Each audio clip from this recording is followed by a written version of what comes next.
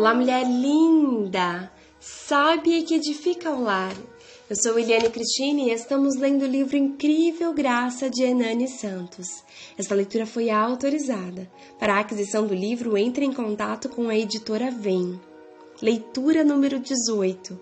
O dom da justiça. Pai, eu oro pela amiga que me ouve. Somos tão gratas pelo teu sacrifício. Tua justificação nos dá acesso à vida plena, que há somente em teu Filho Jesus. Obrigada por cada mulher linda que está comigo nesta leitura. Que ela seja visitada pela atmosfera do teu poder. Neste dia, eu oro em nome de Jesus. Amém. Devemos ter a fé de Abraão. Devemos ter a fé de Abraão para crermos na justiça, para passarmos a viver como sendo justiça de Deus. Veja Romanos capítulo 4, do versos 1 ao 5. Que diremos, pois? Ter alcançado Abraão, nosso pai segundo a carne? Porque se Abraão foi justificado pelas obras, tem de se gloriar, mas não diante de Deus, pois que a Escritura diz: creu Abraão em Deus e lhe foi imputado isso como justiça. Ora, aquele que faz qualquer obra, não lhe é imputado o galardão segundo a graça, mas segundo a dívida. Mas aquele que não pratica, mas crê naquele que justifica o ímpio, a sua fé lhe é imputada como justiça. Você se tornou justiça de Deus crendo, não fazendo. Quando você, pela fé em Jesus, crer que Deus justifica o ímpio, a sua fé lhe é acreditada como justiça. Veja os versos 6 a 8. Assim também Davi declara: bem-aventurado o homem a quem Deus imputa a justiça sem obras, dizendo: bem-aventurados aqueles cujas maldades são perdoadas e cujos pecados são cobertos. Bem-aventurado o homem a quem o Senhor não imputa o pecado. Essa é a fé que devemos ter, que somos justos pela fé, não porque fizemos ou merecemos alguma coisa, mas porque cremos em Jesus e ao recebê-lo como nosso Salvador, somos salvos pela graça, por meio da fé. E agora que recebemos o dom da justiça, não precisamos mais ter medo de Deus. Não somos mais seus inimigos, somos amigos. Deus e eu estamos em paz um com o outro. Você comete pecados, mas ainda assim é considerado justo diante de Deus. Estou convicto que essa é a única maneira de vencer o pecado, de ter vitória completa contra o pecado. Veja Romanos, capítulo 6, versos 14. Pois o pecado não terá mais domínio sobre vós, pois não estáis debaixo da lei, mas debaixo da graça. É o verdadeiro entendimento da graça de Deus que nos trará vitória contra o pecado. Quando você tenta ser justo pelos seus próprios méritos, acontece uma terrível consequência. Veja Gálatas, capítulo 2, versos 21. Não aniquilo a graça de Deus, porque se a justiça provém da lei, segue-se que Cristo morreu em vão. É lamentável ver que muitos estão lutando em sua carne com seus esforços para vencer o pecado, lutando para serem santos, e isso é aniquilar a graça. Ninguém vence o pecado com seus próprios esforços. Isso tudo conseguiremos quando despertamos para a justiça de Cristo em nós. É apenas quando cremos que já somos a justiça de Deus e que Ele não tem mais nada contra nós e nos vê justos e perfeitos em Cristo que o pecado perderá o domínio sobre nós. Aquilo que você amava praticar como pecado, de repente o deixa, vai embora. Não foi você lutando com suas forças carnais, obras da lei, mas descansando e crendo na obra da cruz, crendo que você é a justiça de Deus. Ter a fé de Abraão é isso. Ele creu cegamente em Deus, não questionou, não ficou se sentindo indigno de ser justo pela fé. Ele apenas creu e se tornou justo pela fé. Pare de ficar procurando motivos na sua cabeça, na Bíblia, nas suas filosofias, para provar que você é um porco ao invés de uma ovelha. Mesmo hoje, estando em pecado, enquanto escuta esse livro, creia que você é a justiça de Deus e logo o pecado vai perder o domínio e não é você que o abandonará. Ele é que abandonará você, não por seus esforços, mas porque você despertou para a justiça. Veja 1 Coríntios, capítulo 15, versos 34.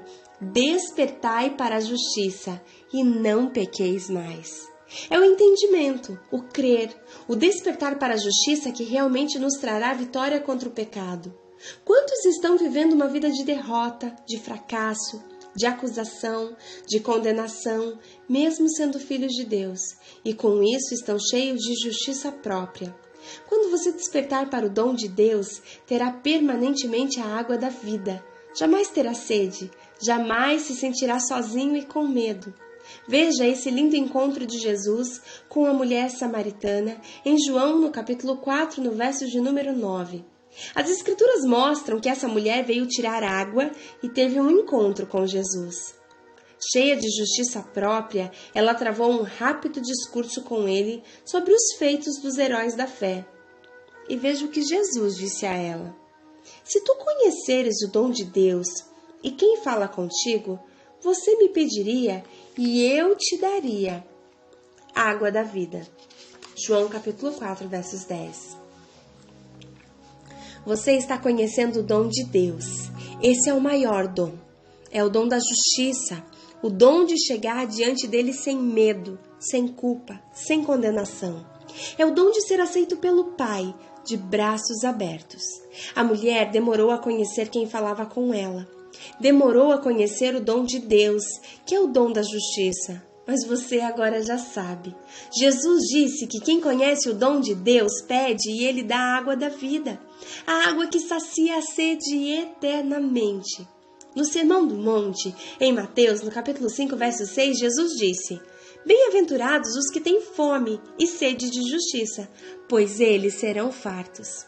Muitos, lendo este texto, pensam estar falando de fome e sede de justiça terrena. Mas repare que fome e sede falam de comer e beber. Jesus está falando dele. A mesma coisa que ele disse à mulher: se conheceres o dom de Deus, me pediria e eu saciaria eternamente a sua sede. Você tem fome e sede de justiça? Jesus é a sua justiça. Você tem fome e sede de se tornar justo, não por méritos, mas pela fé? Jesus disse que você será farto. Você não será justo, pois você já é justo. Aquilo que você não entende, você não desfruta. Desfrute dessa verdade agora. Você é a justiça de Deus. Por mais que o diabo tente lhe dizer o contrário, Deus o trata e o vê como justo. Você não está condenado. Deus não tem nada contra você.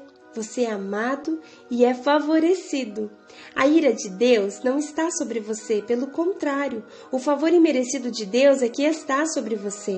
Entenda e creia nisso. Você é amado e tremendamente favorecido. Testemunha da Monique.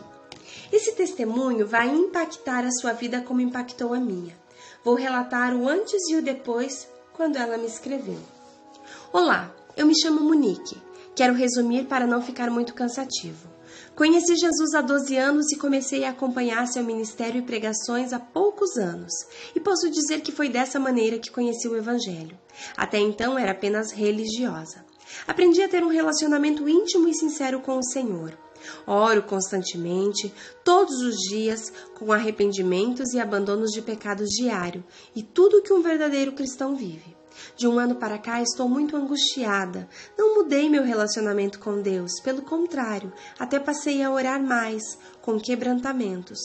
Não consigo saber o que está se passando e nem procuro entender. Pois, há tempos, quando oro, peço ao Senhor que a vontade dele seja feita na minha vida. Então penso que tudo o que me aconteceu tem um propósito e é para a glória de Deus. Eu confio no Senhor e eu sei que a minha vida está nas mãos dele.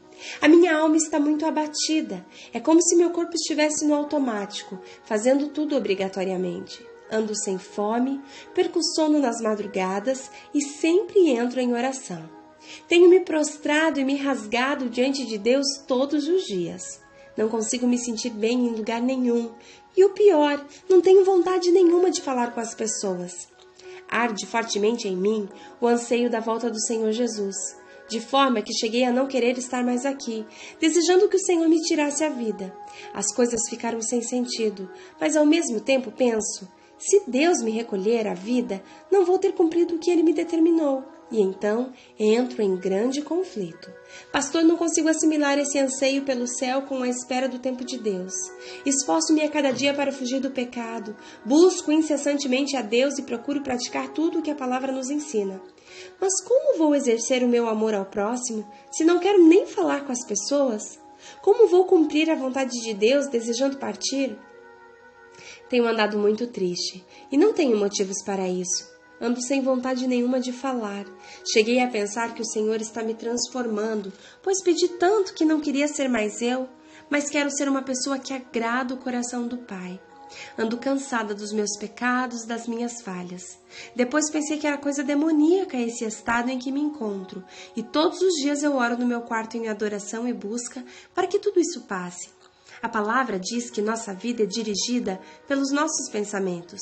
Evitei pensar que posso estar doente da alma, tipo uma depressão, porque se eu acreditasse nisso, deixaria isso me dominar. Não espero entender o que acontece comigo. Sei que o Senhor está no controle, trabalhando. Mas está difícil conciliar essa fase da minha vida. As pessoas me veem tristes, às vezes chorando, antissocial. Realmente estou assim. Não por vontade própria.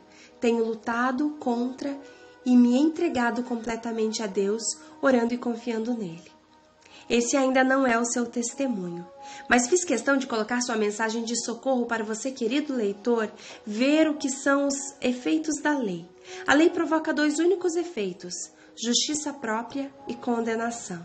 Normalmente a pessoa começa com justiça própria, depois, por não conseguir manter o padrão da justiça própria, ela sucumbe ao abismo da condenação.